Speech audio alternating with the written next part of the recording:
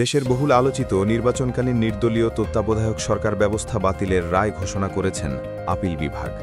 একই সঙ্গে ত্রয়োদশ জাতীয় সংসদকে বৈধ ঘোষণা করে সংবিধানের তত্ত্বাবধায়ক সরকার ব্যবস্থা পুনর্বহাল করেছেন দেশের সর্বোচ্চ আদালত।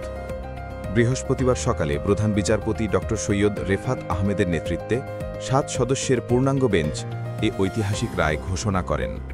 বেঞ্চের অন্য বিচারপতিরা হলেন মোহাম্মদ আশরাফুল ইসলাম, জুবায়ের রহমান চৌধুরী, মো রেজাউল হক, এস.এম. ইমদাদুল হক, এ.কে.এম. আসাদুজ্জামান এবং ফারা মাহবুব। ১১ নভেম্বর টানা ২০ দিনের শুনানি শেষে মামলার শুনানি সম্পন্ন হয় এবং আজ ২০ নভেম্বর রায় ঘোষণার দিন নির্ধারিত ছিল।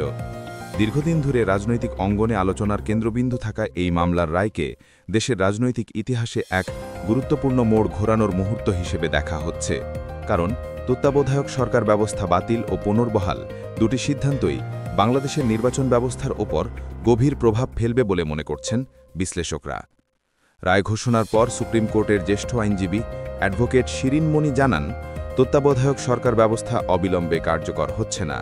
এটি বর্তমান সরকারের অধীনে অনুষ্ঠিতব্য আসন্ন নির্বাচনে প্রযোজ্য হবে না, বরং এর পরবর্তী জাতীয় নির্বাচন থেকে এ ব্যবস্থা কার্যকরভাবে চালু হবে। তিনি আরও বলেন, আপিল বিভাগের এই সিদ্ধান্ত নির্বাচনী প্রক্রিয়ায় আস্থা ফিরিয়ে আনতে নতুন দিক উন্মোচিত করবে। রাজনৈতিক দলগুলোর মধ্যেও বিষয়টি নিয়ে ব্যাপক আলোচনার জন্ম দিয়েছে এবং রায়ের পূর্ণাঙ্গ কপি প্রকাশের পর দেশের রাজনীতিতে নতুন হিসাব নিকাশ শুরু হবে বলে মনে করা হচ্ছে।